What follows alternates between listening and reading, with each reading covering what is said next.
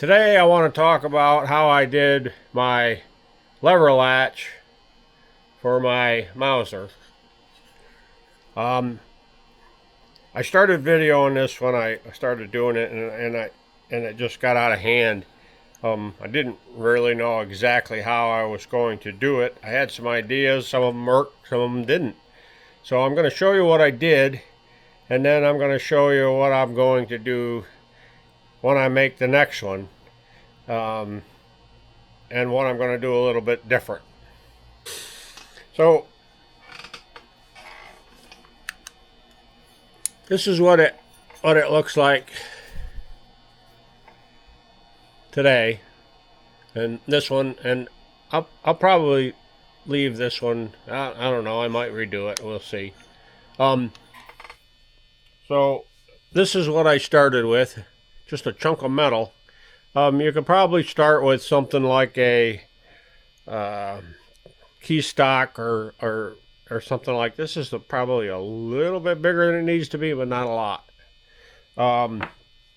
I took the spring out and then I hinged it. So the hinge is kind of typical. This is pretty straightforward.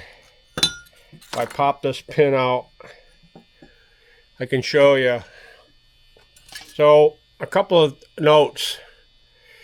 Don't make this too long because the spring goes in here. So the first one I put on, I made too long and I couldn't get the spring back in, so I had to redo it. So this is just a 1/4 inch key stock. The other thing that I did was I used a Dremel tool with a wire wheel to cut out the floor plate for the key stock. The next one I do, I might cut out the key stock so it fits over that ridge on the floor plate. And then of course this piece, you can drill this and then file it. On this one, I cut it out with a cutoff wheel and the Dremel tool and then filed it. Either way works, as long as you get it out and get it so it looks fairly even there, that all works. And just to add a little bit more information of what I did, so this pin that goes through here, this pin is actually the shaft off of a broken drill bit. And the way I drilled that was I put it all together and I clamped it in my drill press vise so I could drill everything and it would be exact. I wanted to make sure that when it was latched, everything worked, and the pin was in the right location. So I put it all together, drilled this on the drill press, and then put it back in there. And I just used a same size drill bit, one that was broke, and I cut it off so I could use it for a pin in here. This piece right here is a 1/4 20 carriage bolt. So what I'm going to do different is when I drill and tap this, so this goes here, and then this piece is screwed into here. I'm not going to make it through. My original plan was to weld this, and then I got thinking, well, if I do that, there's no way to take it off, which is kind of the case right now. If I decide to take this off and redo it, I'm just going to have to grind this off, which isn't a big deal, but kind of defeats the purpose of not welding it, I guess. So here's what I'm going to do on the next one. I'm gonna drill and tap this, but not probably halfway through, not all the way through. And then I'm going to screw that carriage bolt in through. Now, if you look, hopefully you can see there's a washer in between there. That is a number 6 washer that I've reamed out so it'll fit over that 1/4 20 bolt. So once you screw that in, I'm going to drill and tap on the side here and put a set screw. Before I do any of that, the head of this, I don't have a,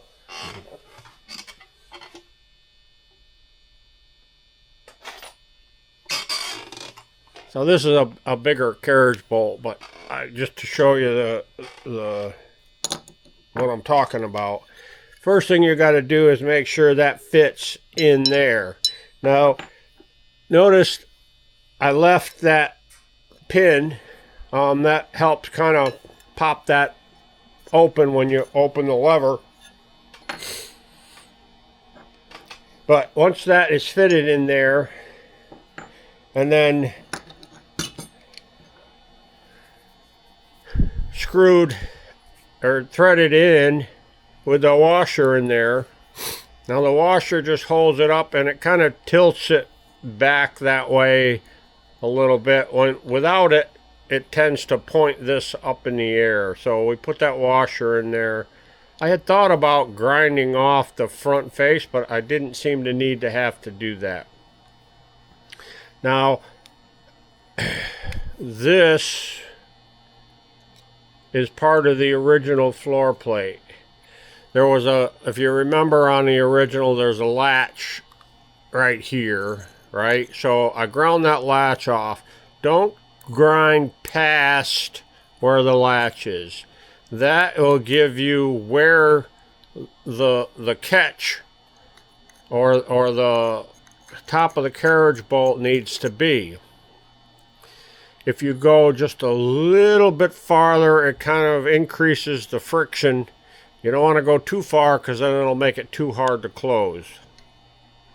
So grind that down and leave that piece there.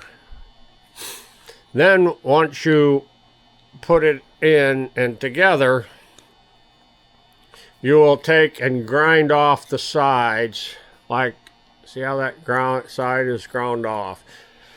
I'm probably going to try to do that right in place so I get it right back almost perfect.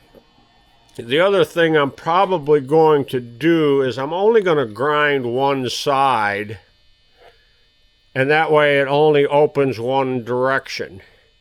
And the reason I do that is if you are out in the woods and you fall down and you're dragging your gun along the ground or whatever, doing that last crawling stalk, and you catch it, you can only catch it one way to get this to open. So that helps a little. Now also notice this brass screw. This is a 1032, or exactly a 1024. I drilled and tapped the floor plate, and then I put a little indent in there.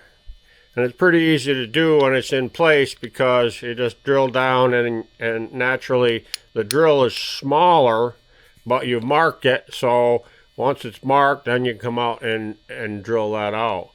And this has enough flex so it goes over the top. Now the other thing is once it's locked, let me put this back.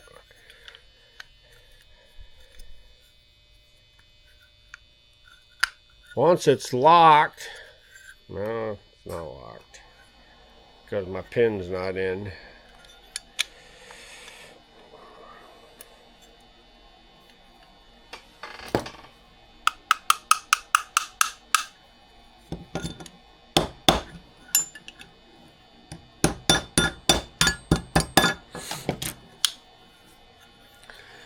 Okay, once that's in and locked,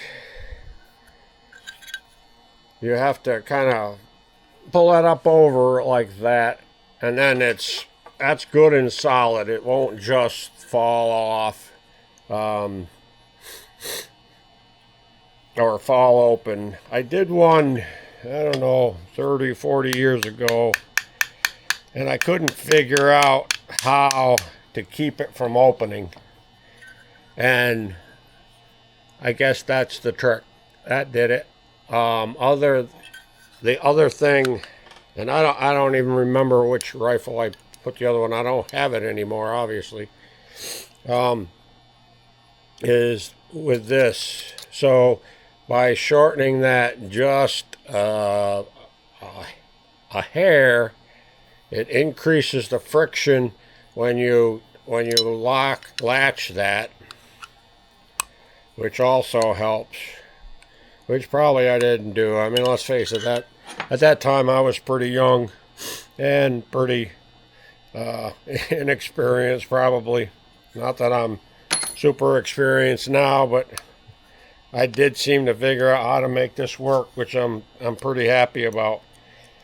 And another thing that's worth mentioning. So the other thing that I did was, if you saw it, this here is hollowed a little. I took it to the 272 grinder and I just ran it along the wheel, so it hollowed this out, so it contoured to sit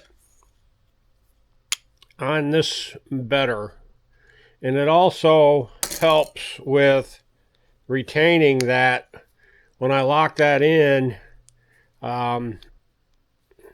there's a hollow there that kind of helps keep that from flying open when you don't want it to. I may redo this. I put that spring back in, so that works. And it does, it locks. Now how I'm going to finish that, I haven't really figured out yet. It doesn't matter for this video. So there you have it. A nice custom lever latch hinged floor plate for your Mauser rifle. Which once I figured it out, I realized it's actually pretty easy to do. Some of the tricks are, of course, as you can see with this, I ground probably a little bit more off on these sides than I needed to, but that doesn't affect the performance at all or its usability. So I'm pretty happy with the way this one came out. Not aesthetically, it's got some problems, but I know how to do the next one, and the next one will be a lot easier.